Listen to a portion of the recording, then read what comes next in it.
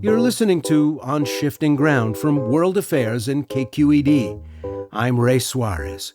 Earlier this summer, on a typical foggy San Francisco morning, our producers met at one of the city's large downtown towers. The building is just a few blocks from the World Affairs Center, and it hosts a European Union office. It's an outpost half a world away from Brussels, the headquarters of the EU. We are co-located here with the Irish Consulate General, so you see a lot of Irish green. We're trying to compensate that with putting a lot of blue and yellow here in the space, so it's a competition between the Irish and the EU, but we're not planning to go away anytime soon. That's Gerard de Graaf, Senior Envoy for Digital to the US. De Graaf has led the office since it opened last September, and his team works to strengthen cooperation between the EU and US on digital affairs, on issues ranging from technological innovation to cybersecurity to the future of artificial intelligence. And it's a tough job, because things change so quickly in Silicon Valley. Technology development is exciting. Here, particularly in Silicon Valley, you can see into the future. You can see what life probably might look like 3 years from now or 5 years from now. And so it forces policymakers to really to be on their toes. You cannot be 3 or 4 steps behind the market. You need to kind of keep up. But keeping up may be impossible because the EU and the US hold different values on things like regulation. And that makes cooperation challenging when the two entities can't decide what role government should play in reining in big tech. I think there is a difference in tradition between the EU and the US. I mean, we have something called the precautionary principle. So I think in Europe, people think probably more quickly about what could go wrong. Maybe in the US, it's more like, well, let's see what happens. And then if something goes wrong, we'll tackle it when it goes wrong. So I think there is this, is it cultural? Is it historic? Is it political? But there is a different approach towards regulating. I think we're more inclined in the European Union to regulate sooner. It's also because that we have more confidence in government. I think here people are a bit more skeptical about government. Government might not necessarily always be your best friend. I think in Europe, governments are seen more positively. De Graaf is right. Around 7 in 10 adults in the European Union hold a favorable opinion of its governance. But around the world, particularly in the United States, the EU is perceived as a risk-averse body, all too ready to apply innovation-suffocating rules and mandates. The premise that regulation somehow stifles innovation, we would challenge very vigorously. We think that is just complete nonsense. Bad regulation stifles innovation. Good regulation can actually promote innovation. We have very competitive markets in the European Union for energy. I can change energy supplier every day of the week. Just ask yourself the question if you're European. Why is that? It's not because companies in Europe like to compete more than companies in the US do. It is because we have regulated, we have opened up these markets, and as a result we've seen benefits flowing to the users in the form of lower prices and wider choice. So this premise you regulate and therefore you stifle innovation, we reject completely out of hand. In the European Union to regulate, also because we don't regulate the technology, we regulate how technology impacts in our societies. Often people ask me the question why do you regulate digital companies? Why do you regulate them on AI, or why do you regulate them on safety? A better question is why don't you regulate? Why is it okay to regulate pharma companies? Why is it okay? Nobody would argue in this country, I guess, to not regulate pharma companies or banks or insurance companies or foodstuffs that are offered in supermarkets. So what makes digital companies different that somehow they should not be regulated? Whilst they have a huge impact on our lives, they determine what we see, the content that we consume, in many cases the products that we buy. why should they not be regulated? Why should they not be held to a certain kind of standard that can give us confidence that they play a positive role in our societies and our economies? So I find the question often surprising that we have to justify in Europe why we regulate. Well, I think it's probably more appropriate to justify why in the US you don't regulate. So this idea that somehow, Europe kind of can't compete. I hear this often, that the kind of caricature of Europe, you can't compete. You're the Silicon Valley of regulation, we're the Silicon Valley of innovation. That is just complete BS. And I think the facts prove themselves. We have highly competitive markets in the European Union, and we have a lot of startups and scale-ups in the EU in technology that are very successful. We had more startups, unicorns in technology last year than there were in the United States. So I think we have to be more nuanced about this discussion. A nuanced conversation about big tech may not be possible. Over the last few years, the leaders of Amazon, Apple, Google, and Meta testified before Congress, and Elon Musk's erratic management of X, formerly Twitter, has inflamed political tensions online. But tech regulation is unlikely to make it through Washington's gridlock right now. 2023 might be one of the most innovative periods in decades, as we've watched the exponential growth of artificial intelligence. Today, there are thousands of AI tools on the market, but the most notable is ChatGPT, a large language model chatbot developed by OpenAI. It was launched November 30th, 2022. In less than a year, ChatGPT has already evolved to a fourth version, and it has over 100 million users worldwide.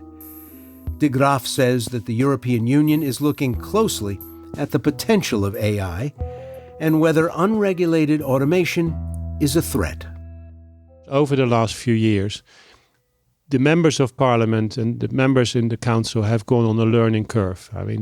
This is complicated. AI is very complicated. Whenever I talk to somebody about AI and I ask the question what do you think the world will look like next year?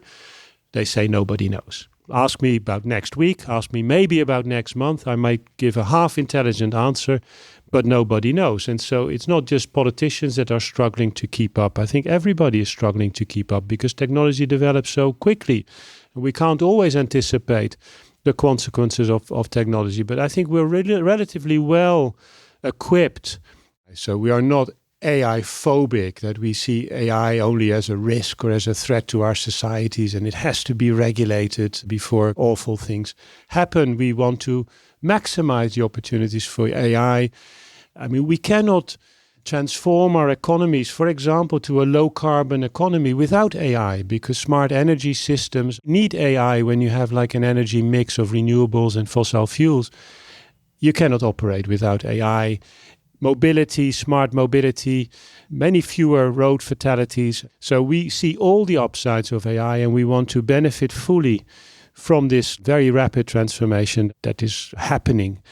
But there are downsides. And I think I think the recent conversation also in the US has been a lot about the downsides of these large language models, ChatGPT.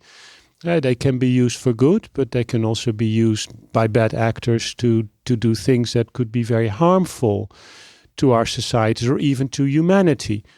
As policymakers, as governments, we have an obligation, a responsibility towards our citizens to protect them. And so what the European Union is doing is to put some rules in place in order to protect people from potentially negative effects of AI, like bias or discrimination, and to ensure that we maximize the opportunities and we minimize the risks. We live in a dangerous world, and therefore the EU and the US need to work together very closely. So this relationship, which I often call the US our BFF, I think that relationship is very productive. And if we can be here as EU office on the west coast of the US to contribute to the success of the EU-US relationship, then of course we will. That's Gerard de Graaf, Special Envoy for Digital to the US from the European Union office in San Francisco. When it comes to digital regulation, EU governance doesn't draw as many headlines as Washington oversight does. But like their counterparts in the US, European politicians are nervous about where TikTok's data goes and whether Beijing is spying on the West. The company is spending $1.5 billion to avoid bans in Europe. Can it dodge calls for banning in the United States?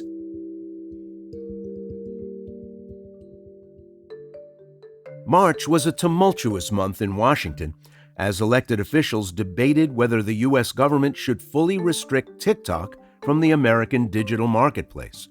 TikTok CEO Shouzi Chu was grilled in front of Congress. Has ByteDance spied on American citizens? And multiple acts were introduced, notably the Restrict and Data Acts, to outright ban the application. I don't think the spying is the right way to describe it. TikTok's detractors suggest that while you watch, the app may be watching you too, vacuuming up data from users' devices, which can then be handed on to the Chinese government. Half of American states have already banned the use of TikTok on government-owned devices, and the Biden administration has followed suit. Other countries have joined in that policy. But with this recent escalation in the halls of Congress, the Biden administration has told TikTok's parent company the service has to either be spun off to new owners or it faces a ban on use in the United States. So is this hesitation, this anxiety about what TikTok can know about its users, justified? Can the U.S. ban a social media platform and make it stick? And what about all the other apps sucking up and selling our data? Caitlin Chin joins me now. She's a fellow at the Center for Strategic and International Studies, specializing in technology, regulation, and privacy. Welcome to On Shifting Ground. Thanks so much for having me, Ray. If there are listeners who aren't familiar with TikTok, I'm going to take a chance that there still are some. How would we describe it? If you subscribe, if you go there, what do you find? So TikTok is an enormously popular social media app, not only in the United States, but around the world. It's estimated to have over 1 billion monthly active users worldwide and at least 100 million in the United States, which is about a third of Americans. Many of these are younger Americans. So TikTok is enormously popular among people between the ages of 18 to 30. And TikTok is one of the rare social media platforms that has become hugely successful in a short amount of time, challenging competitors like Meta and Snapchat. During the COVID-19 pandemic, back when the lockdowns began and people weren't allowed to leave our houses, TikTok exploded in popularity. We saw videos of cats become popular. People would post unboxing videos, so unboxing your clothing purchases from online. Dances became viral. And so TikTok it's a social media app, but what makes it really different from competitors like Meta and Snapchat are, first of all, just how fast it has grown in the past couple of years.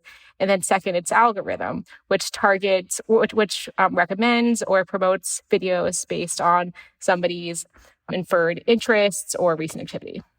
So they know things about you in order to make those recommendations. Is the collection of data transparent, done with the consent of the people who want in and want to see what TikTok has to offer? I wish. I wish that were true of all social media apps in the United States, right? But unfortunately, the U.S. social media ecosystem is very underregulated. We actually do not have comprehensive laws that require tech platforms, including TikTok, including Instagram or Facebook or Snapchat, to be transparent in how they collect and share personal information. Many mobile apps have privacy policies online that generally say, hey, we're collecting everything. We can share it with whoever we want. But that doesn't really tell you exactly how a company operates, does it? But here's what we do know. We do know that TikTok collects an enormous amount of sensitive personal information. This could include a person's geolocation, information about a person's device, calendar appointments. But the thing is, many mobile apps collect this personal information just because in the United States, we just have very few laws that prevent it. So really, when you get right down to it, Is the main difference between TikTok and other popular platforms that its owners are headquartered in Beijing and that it's incorporated in the Cayman Islands? In a word, yes. You've really identified the big challenge. The reason why TikTok is facing so much attention is because its parent company, ByteDance, is based in China. And that is what makes it different in the eyes of the US government compared to its competitors. Well, there are a lot of companies in China that have, how would I describe it? They cooperate with the government. Some are actually subsidiaries of the government. Some have government participation. There's a continuum of government involvement here. Which one of these kinds of places is ByteDance? So you've hit upon a great point, Ray, which is that the Chinese government has heavily relied on the private sector in order to conduct surveillance or to target individuals. And actually, China has several statutes that give it broad access to personal information stored within its borders. Now, both TikTok and ByteDance have said that they have never received any requests from the Chinese government to access personal information from Americans. And TikTok has also claimed that even if the Chinese government were to ask, that it would not comply with such requests. So far, we have very little public evidence that would suggest that TikTok has actually disclosed personal information to the Chinese government. We do have media reports that suggest that Chinese employees of ByteDance, so ByteDance employees based in China, have accessed at least some non-public personal information from Americans. But so far, we just don't have direct evidence that connects Chinese government access to this personal information. That's not to say that it couldn't happen in the future, or it's not to say that it hasn't happened and we just haven't seen evidence. But at the moment, there is just this uncertainty, this lack of clarity, just because we don't have direct solid evidence of this conduct happening in the past. Is it fair to say that that's where the anxiety is focused in Congress? Not that they're already assuming that vast amounts of information are being passed on, but that if the Chinese government wanted it, it would be pretty easy to get it. Absolutely. I do think that the concerns are about the risks. So what could hypothetically happen in the future due to Chinese laws and also Chinese government access to other technology platforms besides TikTok, and less to do with what TikTok has historically done in the past. Is there any evidence that China has ever done this in the past using other? I mean, if you're going to go to the mat like this, it has to be based on something, doesn't it? Can Congress put its finger on attempts by the Chinese government to do the kind of thing that they are worried about with TikTok? So we do know that the Chinese government is interested in propaganda and surveillance in general. I mean, the data brokerage market in China has exploded in recent years, and the Chinese government is a huge client. The Chinese government has worked with private platforms in China to scrape publicly available information online, including from Western-based social media platforms like Facebook and Twitter that are banned in China, to search for trending topics, to see what people are interested in, and also to look for political critics. Many of these critics are Chinese citizens, but that could also potentially impact people located outside of China's borders, including people located in the United States. We have seen China attempt to target propaganda, even on US-based platforms. I believe Twitter had detected a significant number of accounts linked to the Chinese Communist Party that were spreading propaganda. Twitter took these posts down, but it does show that China is interested in propaganda in general. Twitter states that the accounts that it detected did not gain too much traction, didn't gain as many likes and retweets as we've seen with other viral foreign-sponsored content, including content linked to Russia's Internet Research Agency. That said, I mean, disinformation operations are always becoming more sophisticated. I definitely think that propaganda is a huge problem that really needs to be addressed. But since, first of all, we have not seen physical evidence of China controlling TikTok's algorithm in the first place, it does make it harder to make the argument for banning TikTok, especially since propaganda can spread on platforms, even if a government doesn't actually control the algorithm. We began with your description of the rapid uptake of TikTok and its tremendous popularity. TikTok itself has been trying to find a middle ground as it sits in Washington's crosshairs with this sell or die ultimatum. What has the CEO been proposing? So, TikTok over the past couple of years has been developing something it's calling Project Texas.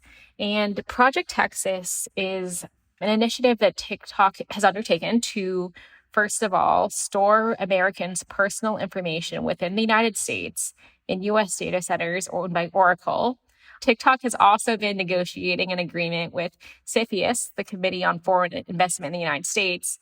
It sounds like these negotiations have died, but prior to that, and we only really know about these negotiations through what TikTok has said and through media reports. CFIUS itself has been pretty tight-lipped, but in general, we know that TikTok has reportedly expressed willingness to not only store U.S. personal information within the United States, but to separate decision-making of U.S. TikTok operations from ByteDance in China, including by creating a board of directors to oversee U.S. TikTok operations. The members of this board of directors would be reviewed by CFIUS and would directly report to CFIUS, not to ByteDance. And TikTok has reportedly also been willing to offer Oracle and third-party auditors access to its algorithm that recommends content. So TikTok has been willing to make some concessions to address these concerns over data privacy, data security, and its content recommendation algorithm.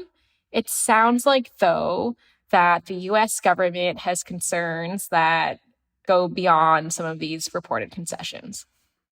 Well, it's not just the U.S. government, to be fair, I guess. Along with concerns in Congress, a large number of U.S. state governments have also said, if you are operating a state-owned device, you can't have TikTok on it. And now more countries have jumped on the bandwagon as well. Who else is worried about TikTok?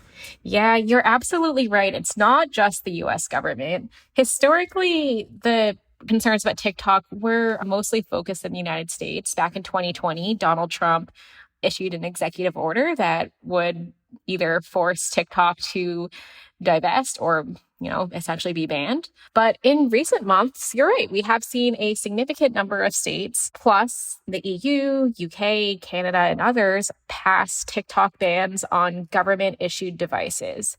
Now, TikTok bans for government-issued devices are more narrow than for the entire population. I mean, for one thing, the average TikTok user is between the ages of 18 and 30, whereas, at least in the United States, the average government employee is over the age of 40. So a TikTok ban on government devices would actually affect very few people. And I'm sure most government employees don't use personal social media accounts on their work devices anyways.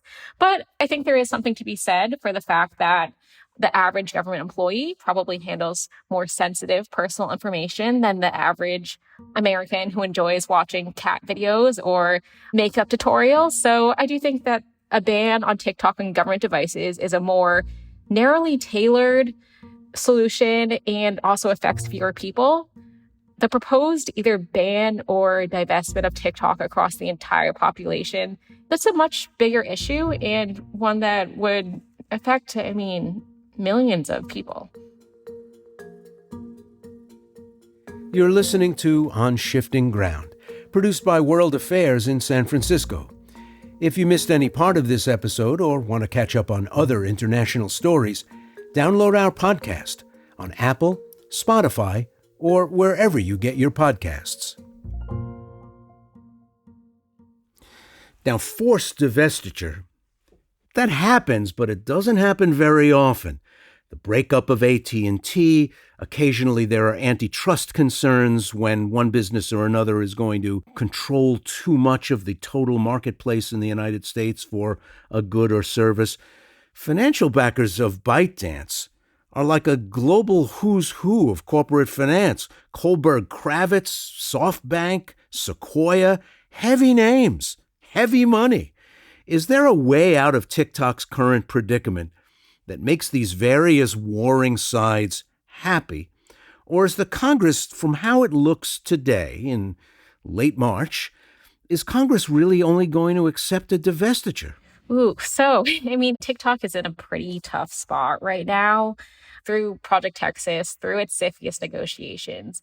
It's reportedly been willing to make some pretty drastic changes, and still those negotiations did not pan out. According to TikTok, at least, we haven't heard from the Biden administration, but according to TikTok, it's been given two options, either divest or face a ban. And I do think that a divestiture is not going to be an easy process. First of all, TikTok is going to have to find a buyer. And TikTok has grown significantly from 2020, the last time that Donald Trump attempted to force either a divestiture or a ban. So any company or wealthy billionaire that wishes to buy ByteDance's share in TikTok is going to be, first of all, have to be wealthy enough, have enough resources to purchase a very large, successful company. But at the same time, if TikTok is purchased or if a direct competitor expresses interest in purchasing TikTok, that could raise antitrust concerns as well, especially since social media is one of the most concentrated markets out there. TikTok's rise to challenge Meta, which is pretty dominant in the market, is very unusual for a company. Second, any buyer is going to have an extremely high risk tolerance because there's a good chance that this deal is not going through, especially since we don't know whether China will allow TikTok's algorithm to be sold. China has export control laws over the sale of technology and algorithms. So even if TikTok finds a buyer, the next steps are not going to be easy. And I think same goes with the ban. If TikTok cannot find a buyer and if Project Texas doesn't work out, any ban is going to face legal challenges. It's not clear to me whether the Biden administration would be able to make the case for a ban in court, but we'll see. It's very hard to predict how this will all shake out. I tell you, it is, from where I'm sitting, not a particularly good look for the U.S. government to be positing these potential misdeeds, given the terrible state of online privacy already. They're singling out TikTok for a widely committed sin, it seems to me. Can Congress really go to war with one provider over a vulnerability that's vastly the case already all over social media?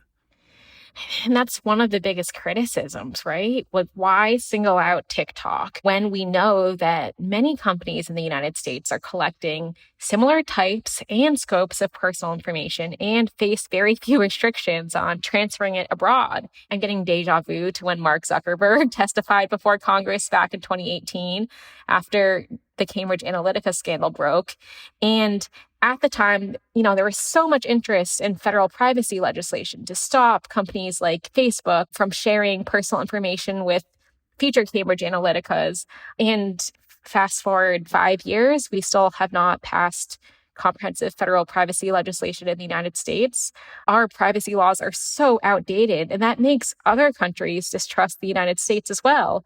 In the European Union, the Court of Justice of the European Union actually struck down the Safe Harbor and the Privacy Shield frameworks, which essentially, in a nutshell, the EU is concerned over U.S. government surveillance too. And that could put cross-border data flows between the EU and the United States at risk. So yes, to your question, I do think that it is hard to make the case that TikTok should be banned when U.S. companies are operating in this virtually very underregulated territory themselves. Well, as incongruent as the case may be for the United States Congress, is it a not particularly good fit for China either?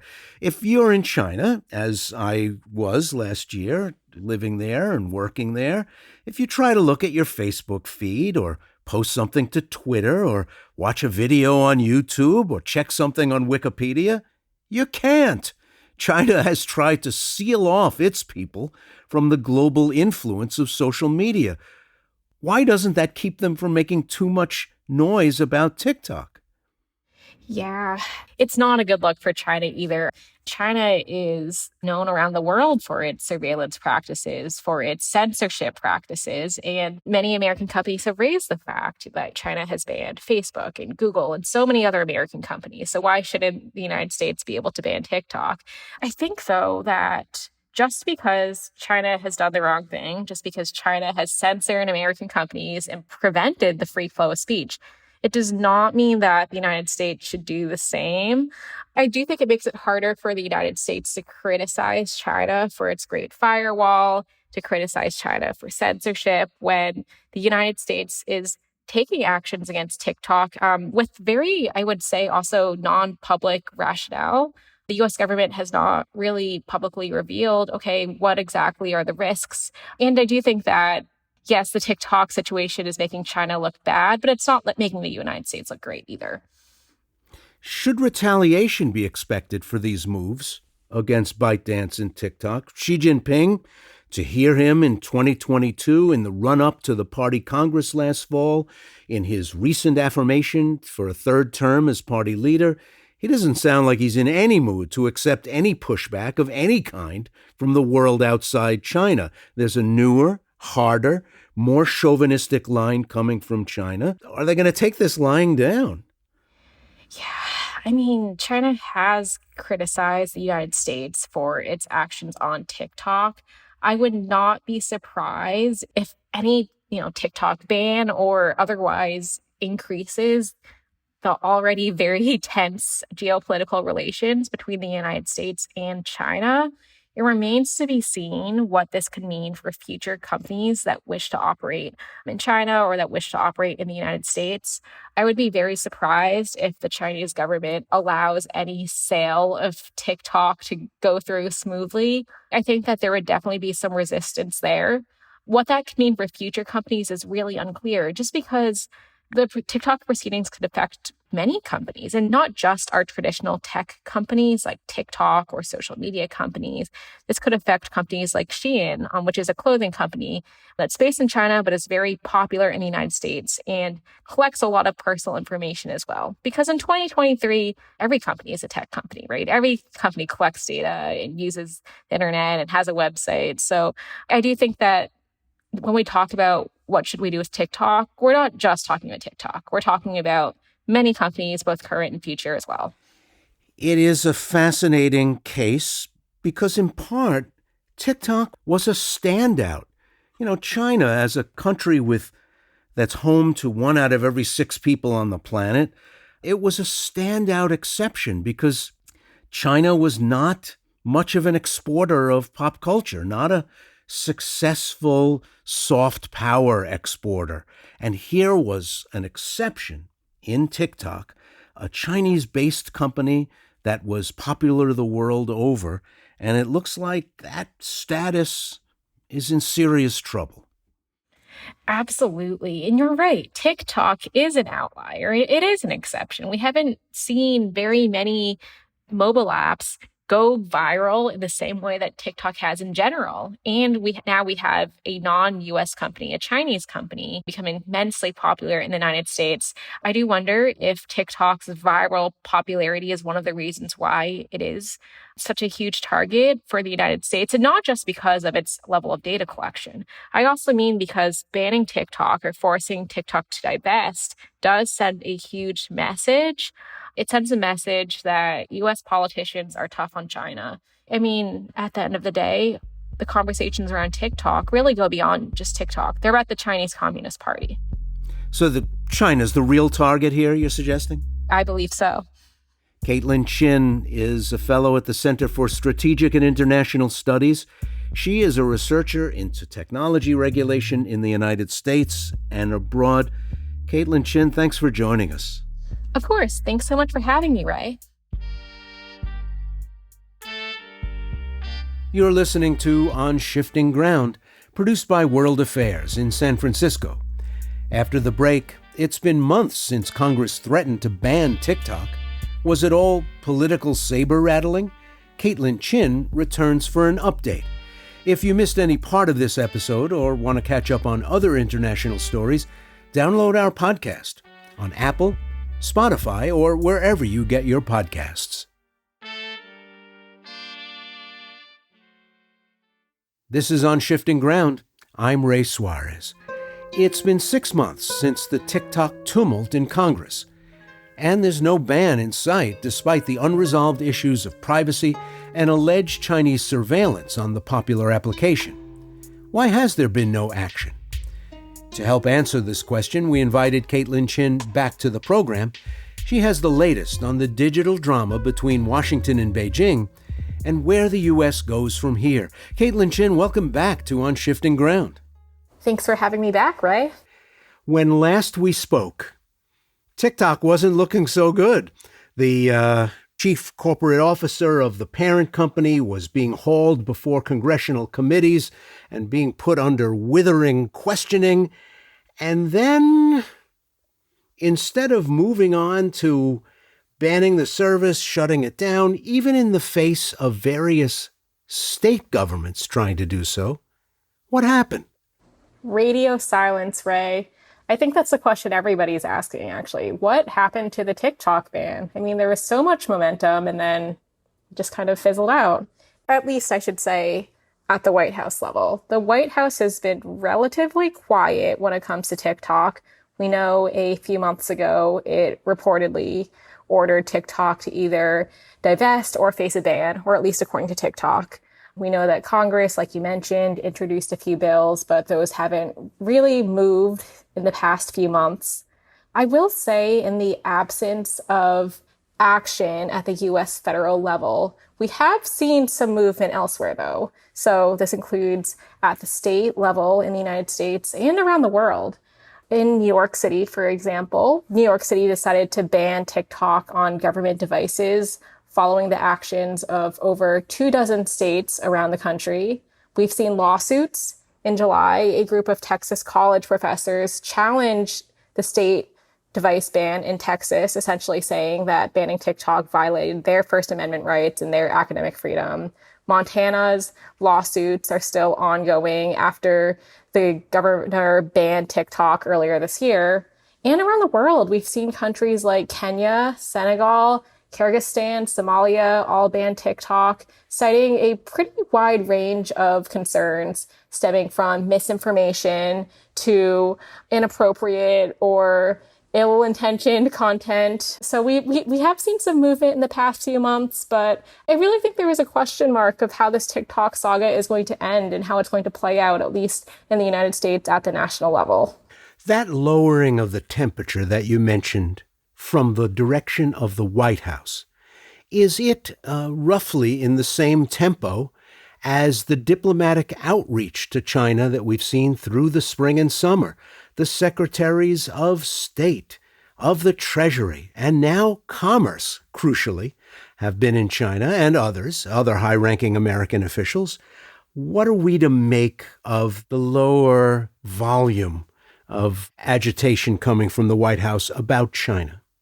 I definitely think that talks about TikTok are wrapped up in these larger discussions about how technology transfers between the United States and China, or how data flows are going to play out in the long run. Like we mentioned the last time we spoke, Ray, a lot of the concerns about TikTok aren't actually about TikTok. They're about concerns with Chinese government surveillance, or maybe broader questions about how Chinese technology companies should be operating in the United States in general.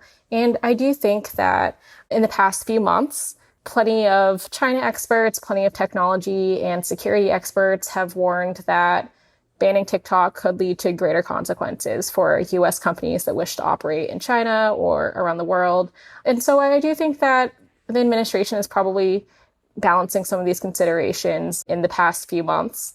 That said, I don't think that U.S.-China relations are the only reason why we haven't heard much movement in the past few months on TikTok. I think there are a lot of other reasons why we've had this relative lowering in both rhetoric and momentum for a TikTok ban. That could also include things like we have an election coming up, and we know that TikTok users tend to be younger, tend to be more diverse. These are populations that not only the current administration, but elected officials all over the country in both parties are interested in reaching. So I do think that there are a lot of reasons why the TikTok ban has definitely changed in tone in the past few months, and U.S.-China relations is one of them. Commerce Secretary Gina Raimondo in China kind of let the cat out of the bag a little bit about what you were saying. She said it would be very unpopular for the Biden administration to move against TikTok. She seemed very conscious of the politics. Yeah, definitely. I think as the election gets closer, it's really hard for many people. Politics is going to be the number one priority. What do Americans think about a TikTok ban? And I will also say that I do think that the nature of elections is changing in general. Social media has really become a number one way to reach out to younger voters. I mean, younger voters don't watch cable news. So these traditional methods like calling people on the phone or knocking on people's doors don't really work for younger generations. People don't have yards. They don't put up yard signs. They don't really answer random calls from numbers they don't know. So there's no really direct replacement for TikTok. It's a very low cost and effective way to reach people. And I'm sure that's on the minds of many politicians, whether at the national or the state or the local level, as they consider whether they want to put their time and resources into banning TikTok as opposed to promoting other policies that could potentially resonate more with younger people. Back when it looked like TikTok was in a lot of hot water and the sharks were circling, the corporate chiefs assured members of Congress that they simply weren't doing the kind of things that they were being accused of. They made some assurances on the part of the company that they would protect Americans' data. Have things changed on the TikTok side of the ledger? Credit some of this lowering of the volume and lowering of the temperature too? So I would say it's complicated. I think that the TikTok hearing in March definitely revealed a general lack of trust between the U.S. government and TikTok. In other words, the government doesn't really trust that TikTok is going to follow through on its promises, or doesn't trust that TikTok can sufficiently lower the level of risk to what the government thinks might be acceptable. TikTok has taken some actions in recent months to attempt at least to address some of these concerns that the U.S. government has raised. It announced that all new U.S. data would be stored with Oracle in U.S. data centers. It has already started to allow some third-party audits of its algorithm, but it's very unclear to me whether or how these actions have been received by the U.S. government. I think just in part because the Biden administration has been relatively quiet on TikTok. It hasn't really said much or explained its decision-making. Forbes actually recently reported on a draft of the CFIUS deal that did not go through. CFIUS is the Committee on Foreign Investment in the United States that had been negotiating with TikTok on a deal to attempt to increase TikTok's privacy and security practices. Now, I haven't seen a copy of this deal. Most people haven't, but reportedly, TikTok and the U.S. government had been negotiating provisions that could allow the U.S. government to examine TikTok's buildings and data and equipment and servers without any notice, that this deal could potentially allow the government to veto the hiring of TikTok executives, to block changes to the app's terms of service. Now, we don't know, or the public doesn't know, why this deal didn't go through, but if it did, this would have been a pretty unusual agreement between the U.S. government and a private company. This would be pretty unprecedented. These are constraints that no other U.S. social media platform would face. So it's not quite clear what it would take for TikTok to address these concerns by the U.S. government, but so far there hasn't been much public transparency into how the actions so far have been received. We were here earlier with Huawei. Not exactly the same, but some of the similar concerns about data, about embedded technologies that suck people's identity and intellectual property. And the U.S. got pretty tough with Huawei, even going as far as to muscle the Canadians into moving against Huawei executives and their families while in Canada. It doesn't seem to have escalated to that point with TikTok. Is it because it's a different part of the communications industry? Is TikTok more familiar to people than the guts of microchips in Huawei products? I definitely think that the pros and cons or the sets of trade-offs are different for Huawei and TikTok. A lot of the concerns raised by the US government have been pretty similar, that personal information could potentially be accessed by the Chinese government. But like you mentioned, I do think that Americans are viewing the TikTok ban differently from Huawei. First of all, most Americans aren't very familiar with which chips or which telecommunications providers their various devices and networks use. But I mean, TikTok is a consumer-facing app that over 100 million Americans use. So any ban or any changes to TikTok is something that's very visible to a lot of people and a lot of voters. So that's got to change the calculus significantly for politicians. And second, I would say TikTok occupies a very unique niche in the communications landscape. TikTok users have built kind of a culture around videos, whether that's food recipe videos or fashion and shopping and activism. And people have built up pretty strong communities around topics that they care about. So banning TikTok would actually prevent people from expressing themselves and actually block this form of speech that there really is no direct substitute for on other platforms. Whereas with Huawei, there are competitors to Huawei that can also provide chips, can also provide networks. I think the concerns are pretty similar about Chinese government surveillance, but the potential risks of banning TikTok are just a bit different than banning Huawei. Is part of the problem on the American side of the ledger that you're never really sure just how involved the Chinese government is in any individual enterprise?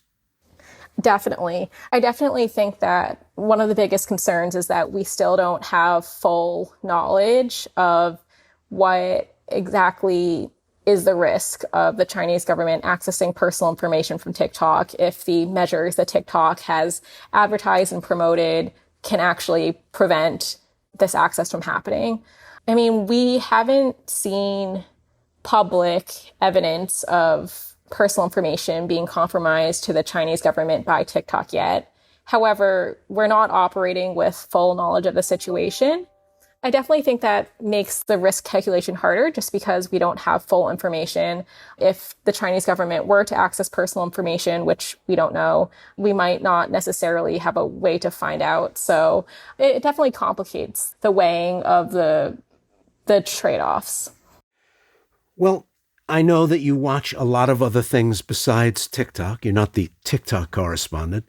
But when it was left pending, what were you waiting to see? What's the next shoe, the next hearing, the next check-in?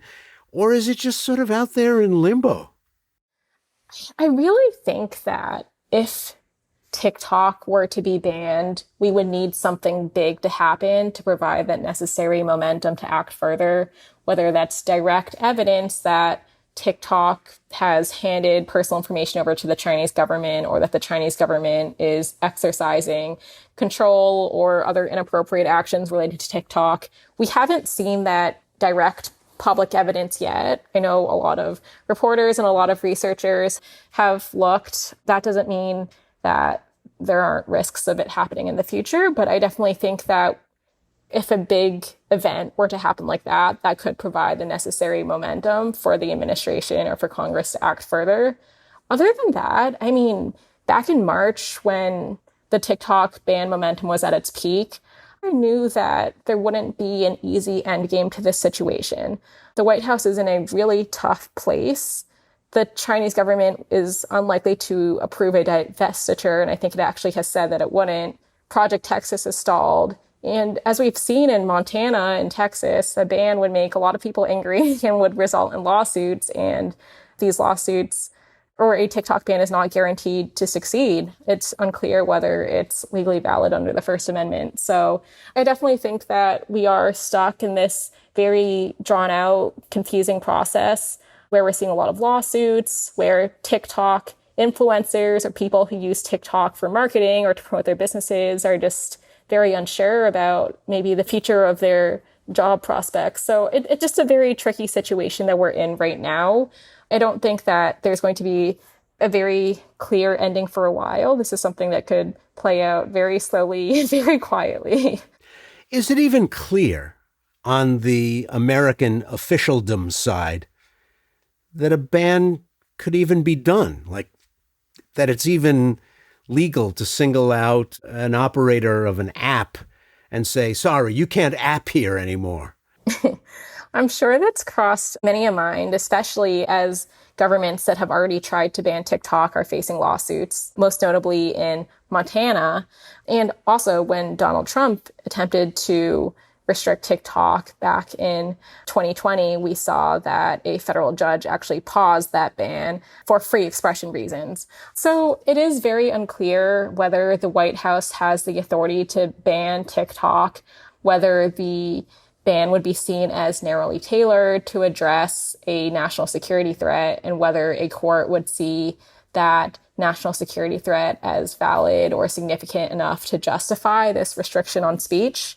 Now, Congress could potentially pass legislation to make it easier for the White House to act, but so far, momentum for legislation has stalled. So I think it would take a lot for a TikTok ban to happen and to be legal. But either way, I think a TikTok ban is definitely not guaranteed to succeed, even if the White House tried. I think it would be very legally and probably ethically ambiguous. Well, given the attempts to both re-onshore various kinds of production in the United States, which has provoked China, certainly, and at the same time attempts to make nice with the Chinese, that would certainly be a complicating factor in the bilateral relationship, trying to ban TikTok. Absolutely, a very complicating factor. And it is a very interesting dynamic, I will say, between potentially trying to ban TikTok, but at the same time, not wanting to worsen U.S.-China relations. And then we also have many politicians calling for TikTok bans, but at the same time using TikTok to reach out to younger voters or to try to communicate various messages. So it's a pretty unique situation that we've been in, one that we haven't really seen in the past with a major social media company. That's Caitlin Chin. She's a fellow at the Center for Strategic and International Studies, where she researches technology regulation in the United States and abroad. Great to talk to you. Great to talk to you too. Thanks for having me on.